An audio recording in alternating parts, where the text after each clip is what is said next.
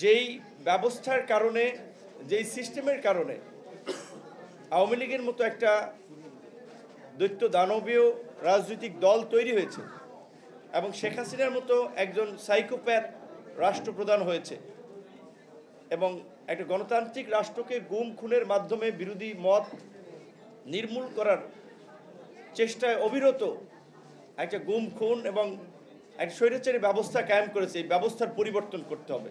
তার জন্য আমরা বলছি যে রাষ্ট্র সংস্কার প্রয়োজন, রাষ্ট্রের মৌলিক কিছু কাঠামো সংস্কার প্রয়োজন। আমাদের এইখানে কিছু প্রতিষ্ঠান, একটা রাষ্ট্র দাঁড়িয়ে থাকে যে প্রতিষ্ঠানগুলোর উপরে দাঁড়িয়ে, সেই প্রতিষ্ঠানগুলো 50 বছরেও গড়ে ওঠে নাই। আমরা সেই প্রতিষ্ঠানগুলো গড়ে তুলতে চাই। সাকিব ভাই খুব ভালোভাবে বলেছেন যে এখন এই পরিবর্তনের পর আমরা যদি কেউ ভেবে থাকি বা কেউ মনে করি যে আসলে যে আগে যাদের গায়ের জোর ছিল, যাদের হাতে প্রশাসন ছিল, রাষ্ট্রের নিয়ন্ত্রণ ছিল, তারা একভাবে পরিচালনা করেছে, এখন তো তারা নাই। এখন আমরা যারা আছি, আমরাও যদি একই সিস্টেমের মধ্যে দিয়ে আগামীতে দেশ চালাতে চাই, এটা চলবে না। এবং এই রাজনীতি কার্যত 24-এর গণ অভ্যুত্থানের মধ্যে দিয়ে বলা চলে মানুষের মন থেকে এই রাজনীতির চিন্তাধারাও বিলুপ্ত হয়ে যাচ্ছে। সুতরাং এই পরিবর্তনের সাথে যদি আমরা নিজেদেরকে খাপ খাওয়াতে না পারি, যে আমরা পরিবর্তন চাই, একই সাথে নিজেদেরও কিন্তু পরিবর্তনটা দরকার। গতকালকের গাজীপুরে একটা ঘটনা দেখেছেন যে একজন মফস্বল সাংবাদিক, মানে তাকে কিভাবে নির্মমভাবে হত্যা করা হয়েছে। আর আশপাশে তো দেখছেন অনেক মানুষ আছে, মানুষ এগিয়ে আসছে না। এই রকমের একটা ব্যস্ততম সড়ক কার্যত, কত মানুষ আশপাশে, কিন্তু কেউ মানে তাকে রক্ষায় এগিয়ে আসলো না। কিংবা মিটফোর্ডের ঘটনায় যদি যান, অপরাধীর, আমরাও মনে করি যে অপরাধীর কোনো রাজনৈতিক দল নাই, অপরাধীর কোনো সংগঠন নাই, তারা অপরাধী। এবং এই জন্যই আমরা বারবার বলি যে অপরাধের সাথে যারাই জড়িত থাকুক, সে রাজনৈতিক দল মত যেই থাকুক, তাকে যেন উপযুক্ত বিচারে মুখোমুখি করা হয়, যেটা দেখে অন্যরাও যেন এই ধরনের অপরাধ করতে সাহস না করে। কিন্তু আমাদের আক্ষেপ এবং আফসোস হচ্ছে এই যে আমরা 24-এর গণ অভ্যুত্থানে অনেক কথা বললেন, আপনারা দেখেছেন যে মানুষ, ছাত্র কিংবা শ্রমিক টিন দিয়ে পুলিশের গুলি ঠেকানোর চেষ্টা করেছে, কিংবা কাঠ দিয়ে আপনার রাস্তায় নেমেছে, একটু সামনে ধরে রেখেছে, কারণ সে মানে বুঝতে পারছে যে গুলি আসতে পারে, তার গায়ে লাগতে পারে। এই সাহসী মানুষ আমরা দেখেছি। একজনের সামনে আরেকজন গুলিবিদ্ধ হয়েছে, তারপরেও আন্দোলন থেকে কেউ সরে যায় নাই।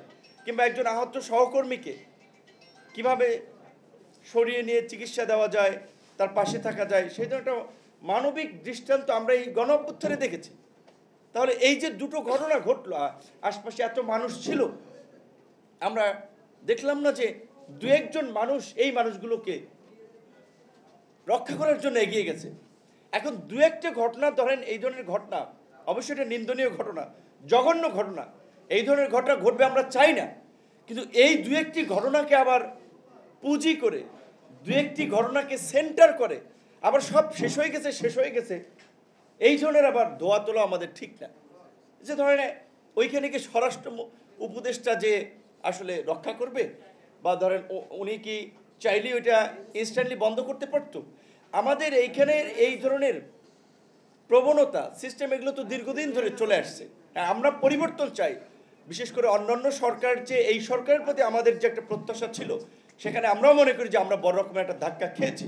বিশেষ করে আমরা বারবার বলছি যে যেই পুলিশ এবং প্রশাসনকে ব্যবহার করে কার্যত রাজনৈতিক দলের চেয়েও শেখ হাসিনা বা এই ফ্যাসিবাদের সবচেয়ে শক্তি এবং সবচেয়ে খুঁটির জোরটা ছিল প্রশাসন, পুলিশ প্রশাসন এবং জনপ্রশাসন।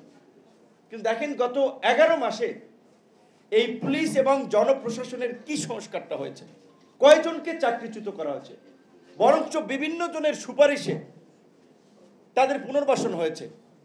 কয়েকজনকে সাময়িক সরিয়ে রেখেছিল, হেডকোয়ার্টারে সংযুক্তি দিয়েছে, কিংবা বিভিন্ন ধরেন কম গুরুত্বপূর্ণ দায়িত্বে দিয়েছে, কিন্তু তাদেরকে চাকরিচ্যুত কিন্তু করে নাই।